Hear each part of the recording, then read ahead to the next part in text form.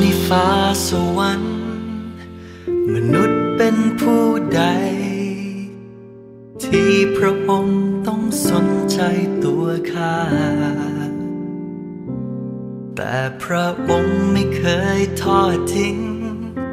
และทรงอยู่ไม่ไกลข้าไม่มีผู้ใดนอกจากพระองค์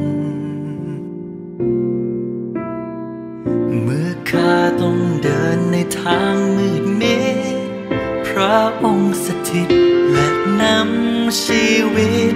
ให้ผ่านไปไม่ใช่ความดีที่ข้าเคยทำแต่เป็นความงามในรักพระองค์ที่ทรงให้ข้าเข้ามาในทางพระองค์ไม่ใช่ความดีที่ข้าต้องทำแต่ข้าจะดำเนินตามพระองค์ผู้ทรงเป็นความสมบูรณ์ของตัวข้า